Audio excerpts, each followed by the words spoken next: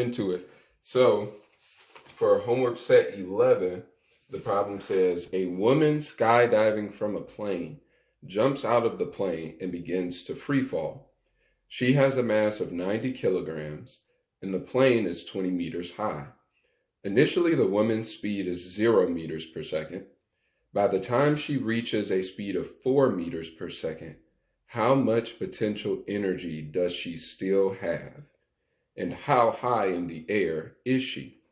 Okay, so for starters, let's conceptually think about this problem. So it's saying that a woman is starting at 0 meters per second. Then she jumps out of a plane and starts skydiving. At some point while she's falling, her speed changes from 0 meters per second to 4 meters per second. All right. And it's asking us, when she's moving at 4 meters per second, how much potential energy does she have? Now, the reason that question is important is because at the top, before she jumps, she only has potential energy because she's lifted up into the air. She has no kinetic energy because she's moving at 0 meters per second initially. So at first, she only has a lot of potential energy.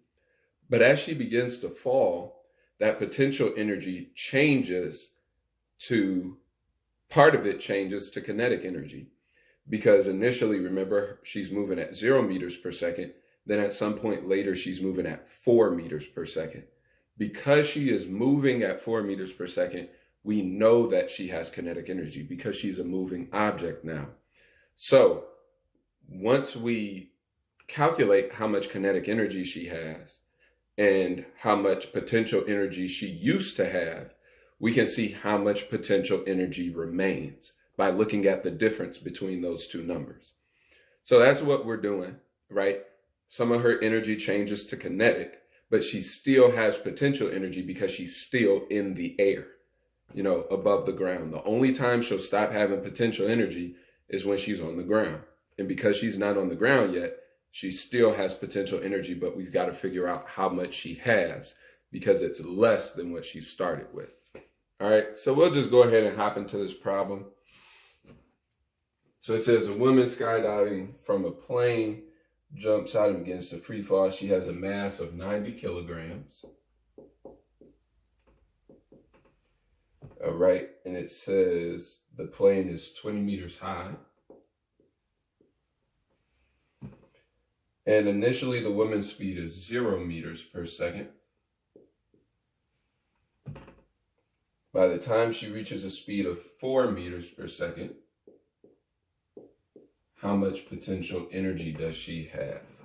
Okay, so we're going to focus on that first part of the problem right now, which is asking how much potential energy does she still have? Okay, so we listed every single measurement that they told us in the problem, and then we always put our question mark because we know we're supposed to be looking for something, and that is what we're looking for. So we don't want to forget to include it in our knowns and unknowns. All right, because that'll help us figure out which equation to use. All right, so let's go ahead and label these.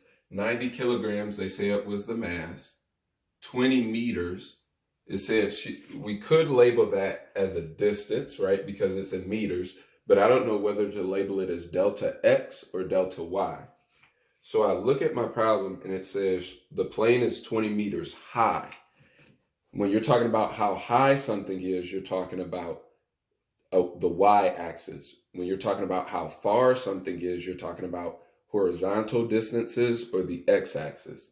So anything vertical is going to be y, anything horizontal is going to be x.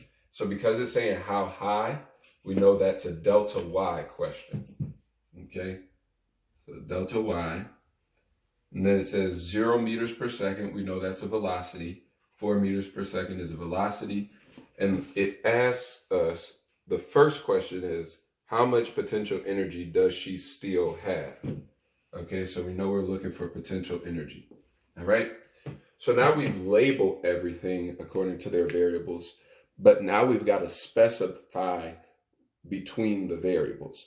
So for those of you all who are familiar with the conservation of energy equation, you remember that it is PE1 plus KE1 equals PE2 plus KE2. Okay? So we've got ones on this side and two